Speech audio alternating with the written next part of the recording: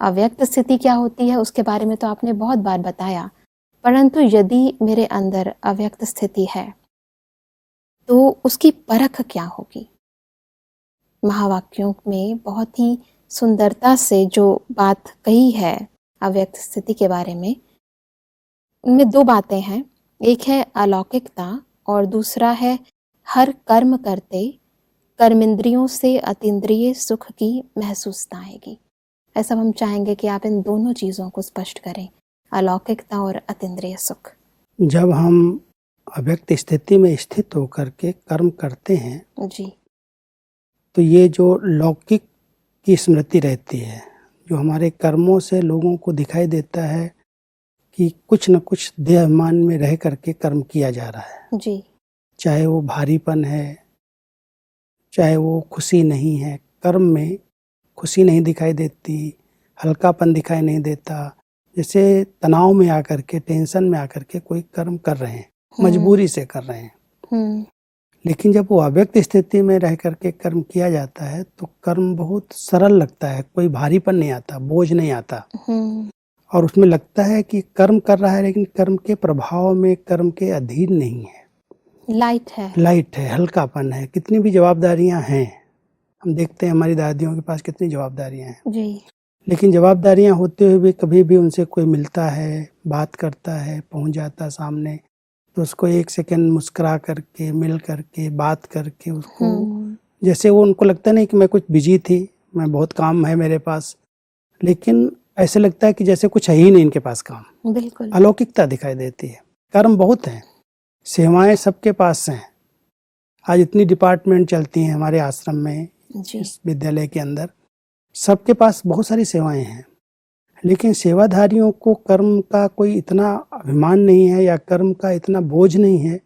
वास्तव में कर्म हमको बिजी न बना दे, कर्म करना है, कर्मेंद्रियों से कर्म करना है, लेकिन जब परमात्मा की याद में रह करके हम कोई कर्म करते हैं तो कर्म में अलौकिकता आ जाती है, न्यारापन आ जाता है और उसका बोझ अनुभव नहीं होता, क्योंकि बुद्धि बहुत क्लियर होने के कारण कर्म बड़ी इजी, बहुत सरलता से हो जाता है, ज़्यादा सोचना नहीं पड़ता है। यानी भाई साहब, यदि हम अपने परिवार में भी रह रहे हैं, जहाँ भी हम सेवा दे रहे हैं, दुनिया में भी यदि ये स्थिति है हमारी कि हम जो है इस संसार में कर्म कर रहे हैं, परंतु कराने वाला परमात्मा है, ये अलौकिक स्थिति है, तो वो कार्य भी एक होता है कि हम आश्रम में कार्य कर रहे हैं, हम मंदिर में या गुरुद्वारे में काम कर रहे हैं।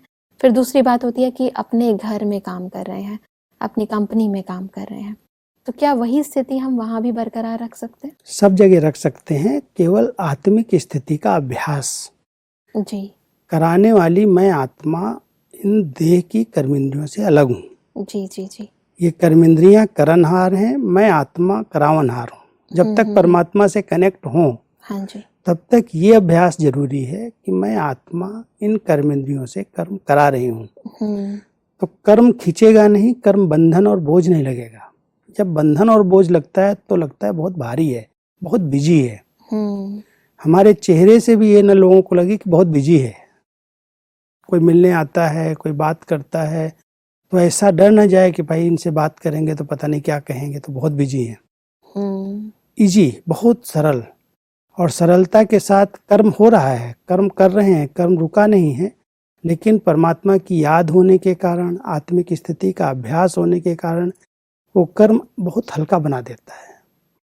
सबसे हम मिल करके चल सकते हैं, रह सकते हैं। कभी भी कर्म से ऐसे नहीं लगेगा कि इससे बात करेंगे तो पता नहीं क्या जवाब, बहुत बिजी रहता है तो अगर वो लौकिकता है तो वो बिजीपन दिखाई देगा, और अलौकिकता है तो कर्म करते भी बहुत इजी है। सब बेसिकली आज सारी दुनिया में यही प्रॉब्लम है।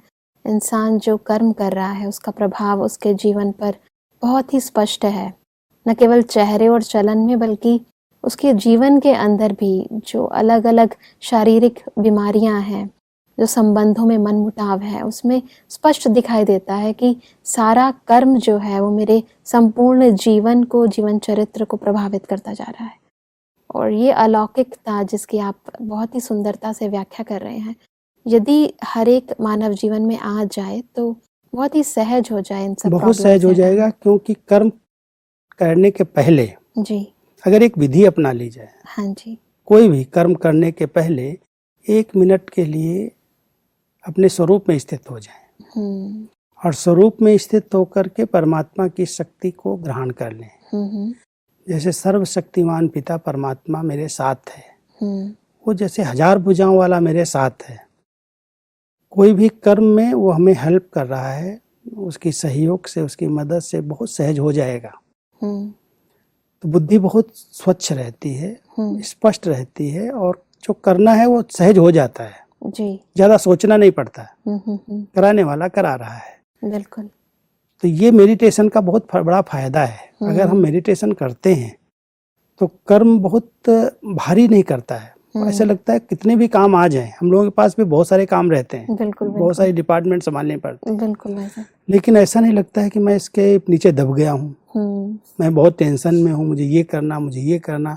आजकल की यही सबसे बड़ी प्रॉब्लम है। बहुत ज्यादा। कोई किसी को थोड़ी सेवा ज्यादा मिल गई, काम ज्यादा मिल गया, कहता मैं बहुत बिजी हूँ, मेरे से बात नहीं करो।